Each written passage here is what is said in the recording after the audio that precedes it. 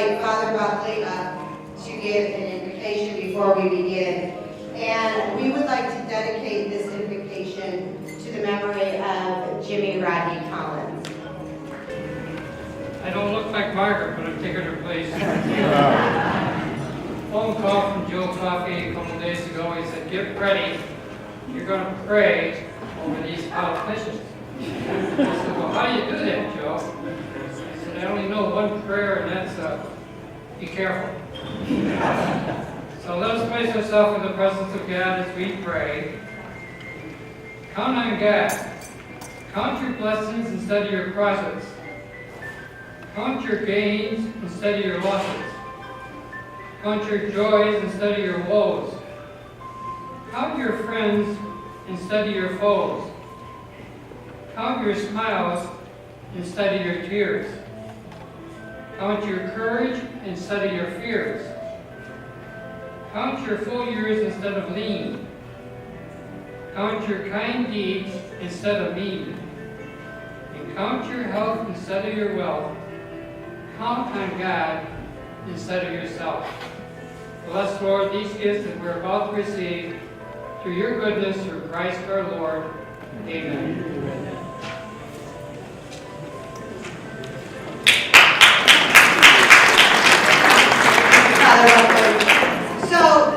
We are going to have a salad served at the table very soon, and then the buffet will be open. Once the buffet is open, the Binghamton Club will come and tell tables when they should go up, so we don't wind up with a violin.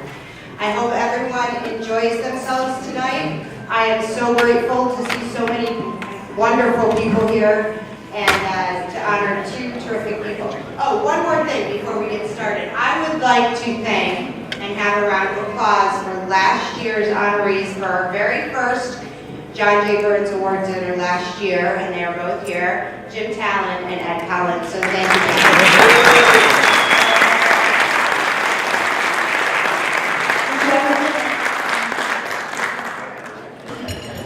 Before we get started, I wanted to take a moment. This is a very big year for the City of Binghamton Democrats.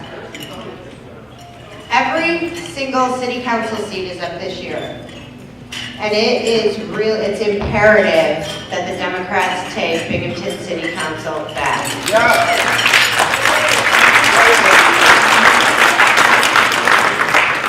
There is currently no check on this administration. It is a rubber stamp, and we need to put an end to it before we all pay dearly in our property taxes and loss of quality of life in the city. So I hope that everyone will work with me to support our council candidates, and in any way you can, financially, out boots on the street, anything you can do to make sure that the Binghamton City Democrats take back City Council in November. Yeah.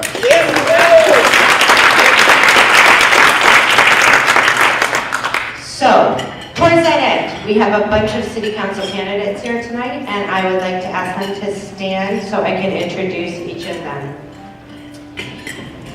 First of all, from the 2nd District, our council candidate and current council member, Dan Livingston.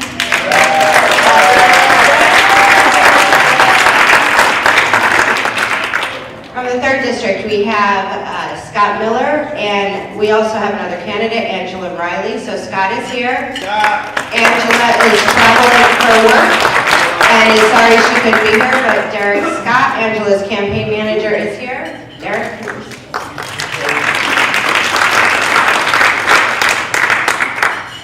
For the 4th District, I really hope I don't mess up these numbers out of the embarrassment. For the 4th District, Aviva Friedman.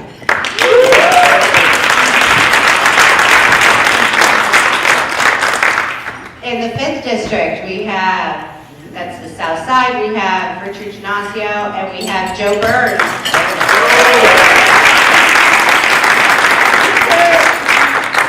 In the 6th District, Selpa Valerio.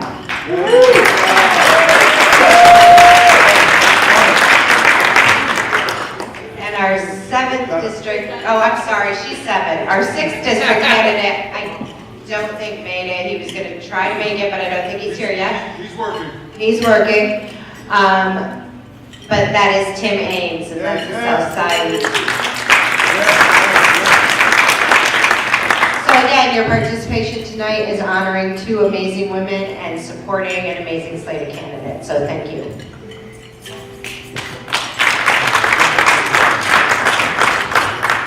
So tonight, as we honor Mayor John J. Burns with our second annual John J. Burns Awards, I'm thinking about one word, and that word is service. The man who this award is named in honor of was the epitome of service. From serving in the U.S. Coast Guard, to serving in various public positions, to serving in elected office, to heading up Robert Kennedy's Senate campaign, to ultimately serving as an usher at Senator Kennedy's funeral, John J. Burns was all about service. John Burns raised his family right here in Binghamton, and he taught them all about service as well. Tonight we're honoring two amazing women who practice these lessons of John Burns and the service that they consistently perform for our community and for the City Democratic Committee. Before we move on to those awards though, just in case there's anyone in this room who does not know the story of John Burns or who does not know some member of the Burns family, which would be hard to believe, I would like to invite Joe Burns up to tell us a bit about his dad.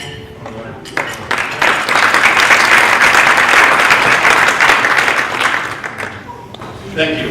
I'll just be brief. I know that he would be delighted. He would feed off of this room. He loved these events, and he loved local politics. You know, and after he finished all the things that she said he had done, he came back and became the chairman of the Boone County Democratic Committee. And he did it because that's what he liked to do. And he liked working.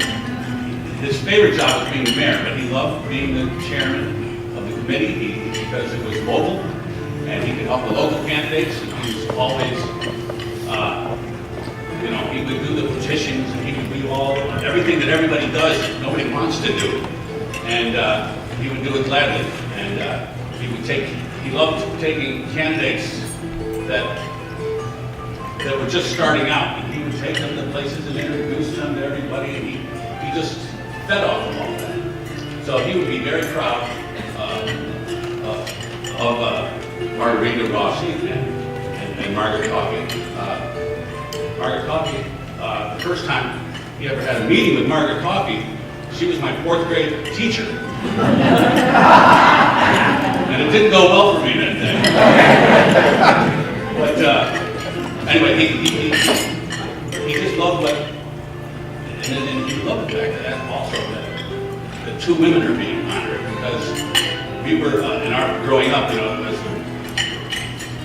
boys and the girls took turns doing the dishes. It wasn't, the men were better than the women in any way, shape, or form. And so he would just love that. And I discovered tonight when I was talking to our assemblywoman, Ricardo, that he died the same year that she was elected. So I talked about the legacy, and he wouldn't think of the legacy of John Burns. He would think of the legacy of the Democratic Party. And he would just take pride, because she worked on his campaign for state senate and mayor, I think. And he would love the fact that she sort of took over or whatever. And then I see that, I see Soka and Avita. He would love the fact that these two young people are coming up to take over the Democratic Party as well. So that's it for me.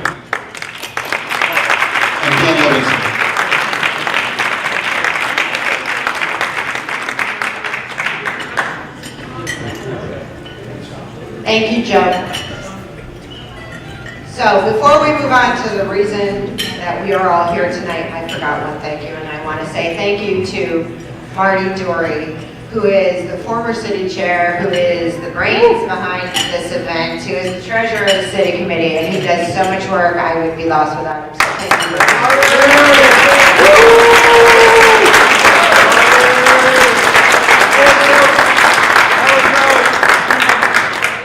But now, on to the reason that we are all here tonight. As I said, it's about service. And the John J. Burns Award was created to recognize and honor Democrats in the city of Binghamton who represent and practice the example of service that John Burns demonstrated throughout his life. And our two honorees this evening certainly have a history of doing that. I met Margaret Coffey during my first run for elected office in 2005. Ironically, that's probably not exactly true. I probably had met Margaret plenty of times before that because my mother and Joe Coffey were cousins, but I had been a kid and I didn't really remember. So, when Joe introduced me to Margaret, she met me with this slightly unsure look that those of us who know Margaret know. And she said, and I quote, That was a little intimidating. And at the time, I remember saying to my husband, ooh, I don't know if she dislikes me or my mother. So we moved on, and as time moved on, I had the opportunity to get to know Margaret better, and I attended numerous fundraisers at her house that she was always holding for Democratic candidates, and then I had the opportunity to serve as co-chair on the city's Commission for Personnel Costs in around 2011, and that was when I really got to know Margaret and really got to know about her dedication to community and her dedication to the local political scene and to candidates and to service. Margaret spent a huge portion of her life in service to the city of Binghamton and our whole community in an unbelievable variety of ways. She served on countless boards, including SUNY Broome, the Broome County Library, the Preservation Association of the Southern Tier, and at some point, Margaret has held leadership positions in most of the boards on which she served. And of course, we all know, Margaret has always been completely involved in local politics. Margaret worked as a staff assistant for Congressman Matt McHugh. She was the director of local operations for the 1980 census. She served as the Broome County Democratic Party chair. And this is quite a feat considering that Margaret was the first woman to serve on the 5th Ward as a committee person. She served 16 years on the Broome County Legislature and continuing her records of firsts. Margaret became the first chairwoman of that body, and as crazy as it sounds, in 2019, Margaret Coffey remains the only woman who has ever held that position.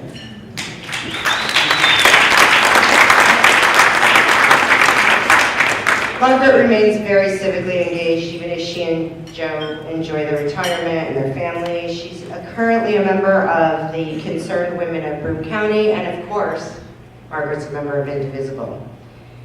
Margaret continues to support Democratic candidates locally in many, many ways. For example, the example she sets for all women and all newcomers in local politics, we will forever be grateful.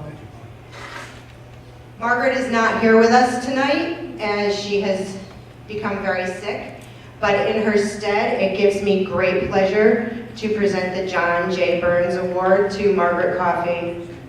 Joe Coffey is going to accept on her behalf. In addition to the award, we also have citations from Congressman Anthony Brindisi, Assemblywoman Donna Lupardo, and County Executive Jason Garner. So Joe, on Margaret's behalf.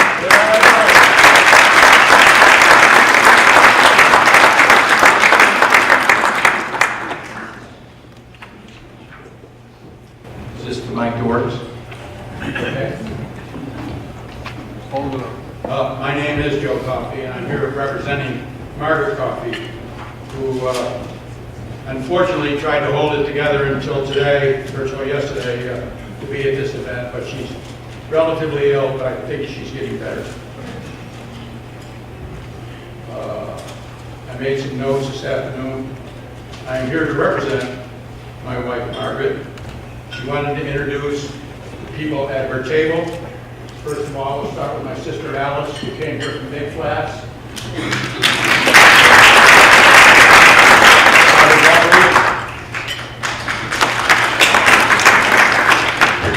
Rita Petcash and Kevin Tobin, Margaret's brother. Catherine and Ed Kohler, Margaret's sister. 2 of my 4 children, Aaron and Tobin Coffey. Friends since kindergarten, Mary Benedict and Pat Farley. There's many other people in this room that came here to honor Margaret. There's her bridge group, there's her golf group, there's just her friends group, and what a tribute. She made, wrote the first paragraphs before she got sick, and then she had me carry on, and then I took it to the hospital today and read it to her for her. There was a couple of grammatical mistakes that I made. Margaret Coffey, mother, grandmother, Democrat, Catholic, and Irish. Those roles define her and her beliefs. This is a part of the speech that Margaret wrote before being hospitalized. My initial foray into politics was when I was a student at St. Patrick's Academy. Maureen McMahon was a classmate who was part of the Burns, McKay, McMahon political dynasty. She recruited me to work for her uncle, John Burns, in his election campaign. And we were to go downtown, and our telephone message was this: we were calling from Republicans for Burns headquarters, and I hope we can count on your support.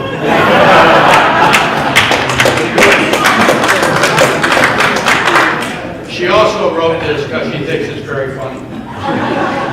While working for Matthew McHugh, Hubert Humphrey, who was at that time a candidate for the President of the United States, came to town to support McHugh's re-election. My husband, who would be me, was his driver. After his speech at Fountains Pavilion, we went back to his room at Holiday Inn. Hubert Humphrey asked me to go down and get a 6-pack. He had phone call messages from Edwin Muskie and Ted Kennedy, who were his alleged opponents at the time, and he wanted a little privacy for that. Anyway, I get to the lobby and I run to my brother-in-law Kevin, and he says, "Where are you going?" I says, "I'm taking this 6-pack and I'm going up to Hubert Humphrey's room." Sure you are. So Kevin joins me and we go up there, and the 3 of us are sitting there talking and drinking the 6-pack, and Kevin takes a picture of Hubert Humphrey and I take a picture of Hubert Humphrey and Kevin. And Hubert Humphrey takes a picture of me and Kevin. You can't make it up. He was a great man. I wish he would have been president. But one of the many experiences I had, because I was lucky enough to marry up, and I did when I married Margaret. I spent time with Tip O'Neill, spent time with Bella Abzug, spent time with Humphrey, and many other people as a driver or as a showing around town or whatever, kind of following in the footsteps of my brother, who was, when Robert Kennedy came to town, there's a picture of my brother driving him around in a convertible in front of what was then the Sheraton Inn. So I guess it's been in our family for a long time to be the drivers.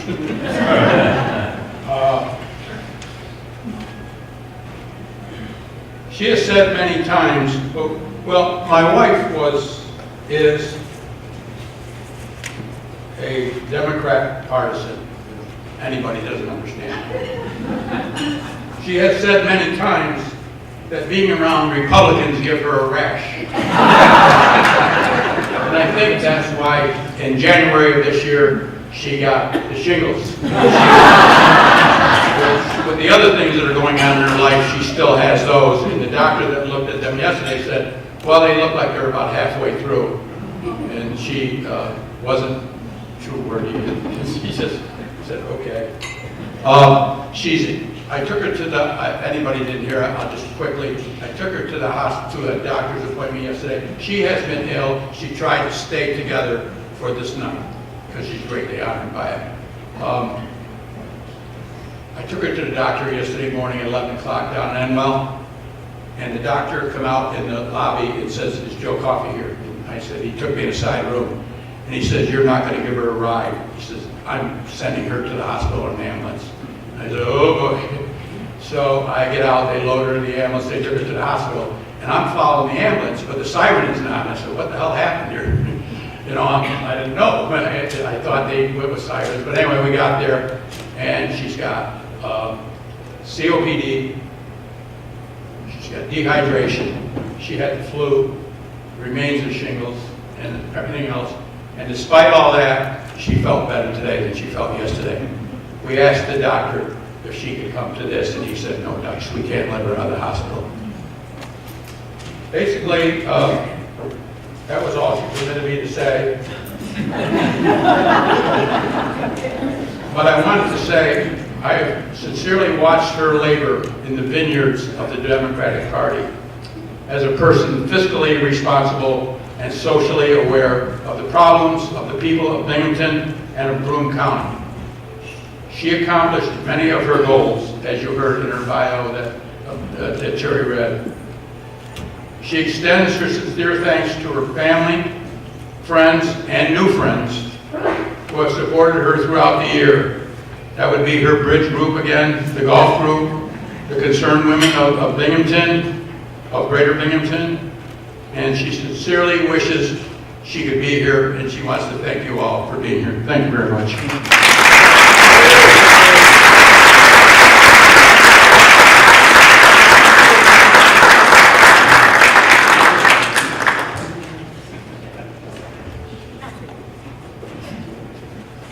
Thank you, Joe, and please wish Margaret well for all of us. We hope she's on the mend.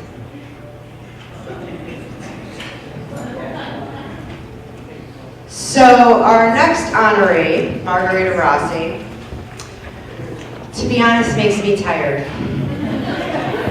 She is so incredibly committed to service to her community that I get tired just thinking about it and talking to her. Margarita serves on numerous boards, including the Good Shepherd Fairview Foundation, the United Way, Accord, Volunteers of America Residential Reentry Program, Share Food Program, the Martin Luther King Commission, and many, many others. In case you didn't see them with that list, Margarita is first and foremost, an advocate. She advocates for those in our community who need it most. Margarita is all about service. Margarita is devoted to her calling. She's a professor of psychology and human services at SUNY Broome. She is completely dedicated to women's causes, and she demonstrates every day in every action that she takes. Margarita is a doer. She serves with the SUNY Broome Women's Institute in the 13 years that she served as the chair of that group. Margarita organized countless educational and community events, and she brought amazing speakers here, including most recently Tarana Burke, the founder of the Me Too movement. She brings these speakers here to educate and to enlighten our community about women's issues and sexual harassment, and to give voice to the voiceless. Margarita is your go-to person if you need to get things done. A candidate needs help with a fundraiser, Margarita's there. The Lieutenant Governor wants to do an event here locally, call Margarita. We need to organize a large meeting or a large event. Margarita is the first call, because if she can't help, which frankly I can't imagine, she will pull together the team who can. Margarita is a master networker. I mean, I think she knows everyone, and she puts it to great use. Politically, Margarita's involvement is no different. She's the president of the Democratic Women of the Southern Tier and Finger Lakes. This is an organization of more than 200 women across 16 counties. She's a past president of the Democratic Women of Broome County. She's been a city committee member for, well, a long time. And talking about all of this, I just need to ask the room, aren't you tired now too? The city Democrats are apparently a little late to the table when it comes to honoring Margarita Rossi.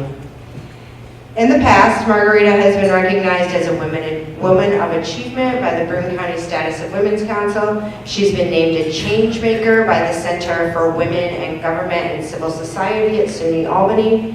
She's received the Chancellor's Award for Excellence in Teaching. And most recently, I had the honor of being there at the Girl Scouts of Nine Pen Pathways Council as they named Margarita Rossi their Woman of Distinction for her tireless service to women, girls, in her community. Margarita is a devoted advocate. She's a devoted friend. She's a devoted daughter. And it gives me tremendous pleasure to present her with the 2019 John J. Burns Award.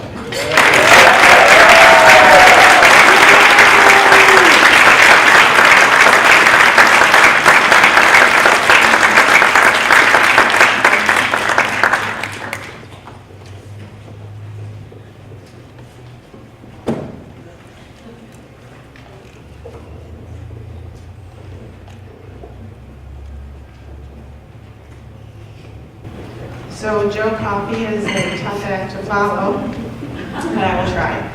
Thank you, everyone, and my special thanks to the Burns family. It is a privilege to be associated with this recognition in honor of your father in his hometown of Binghamton.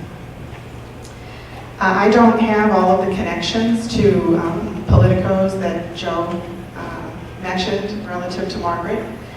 But through 6 degrees of separation, I do have a connection to Joe Biden.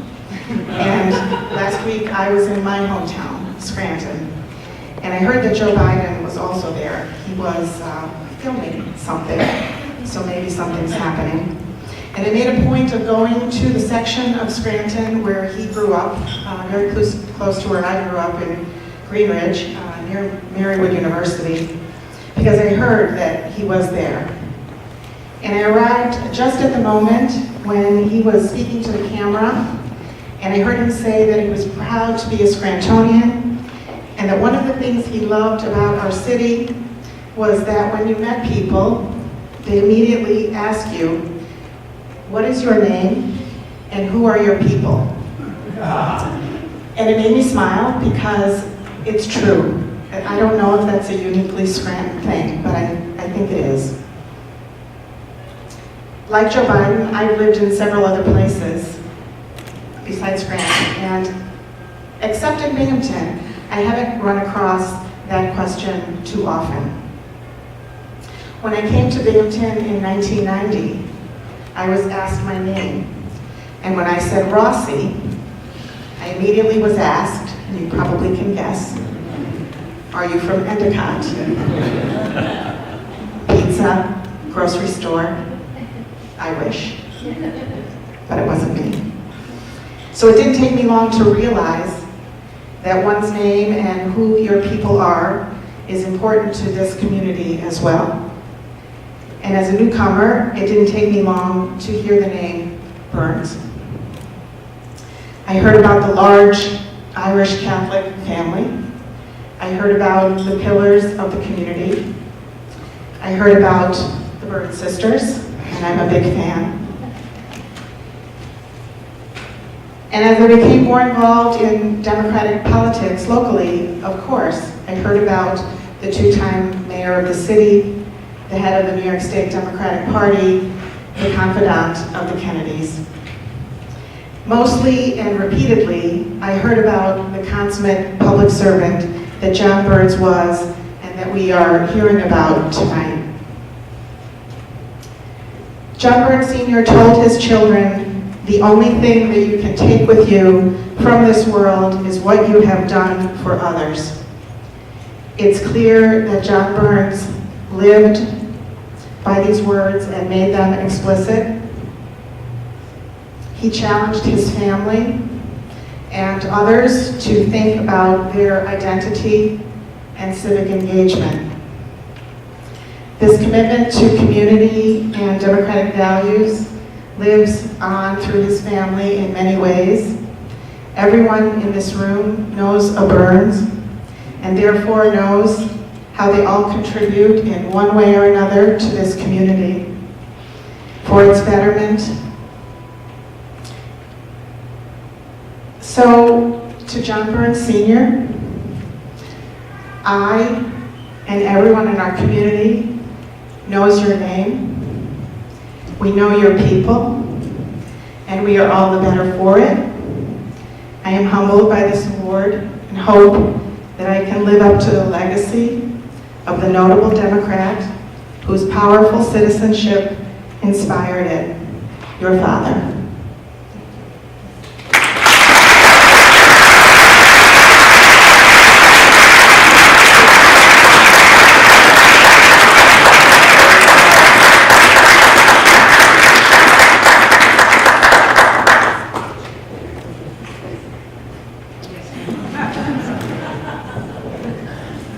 Do that to Joe. Let me give Joe a kiss. Once again, I want to thank everyone for being here tonight. I want to thank the Burns family for their continued support of the Democratic Party. I want to thank Jim Talon and Ed Collins for continuing to support Margarita and Margaret for the fine example that they've set for all of us. And I want to thank everyone in this room because I know that you're here because you believe in service to the community. So thank you. Thank you for being here. Thank you for honoring these two amazing women. And have a great night.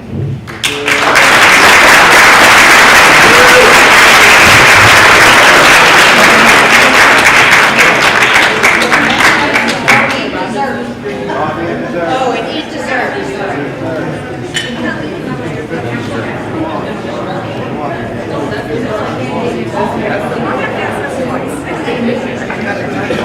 One more thing.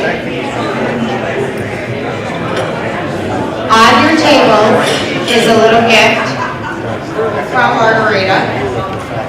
And so we're going to, this is a giveaway. We would like one person at the table to take away this lovely bottle of wine and the lovelier bottle of Jameson, which if you don't want, I'll be sitting right over there. And Margarita will tell you how you can win this. The bottle of wine is actually from the Democratic Room of the Southern Tier and Finger Lakes. It's, every table has a bottle from one of the wineries in the Finger Lakes. And we thought we would just put on a little bottle of Jameson as a nod to Mr. Burns. He, in, I'm sure, upside down political times in his time, didn't shy away, leaned in. It's easy, I think, for all of us in this political time we're in to find answers in the bottom of the bottle, but we're not going to do that. We're going to do what Mr. Burns did. We are going to fight. We're going to lean in and work hard for democratic values. So if your birthday is closest to the birthday of John Burns Sr., which is? July 12th. July 12th, the bottle is yours.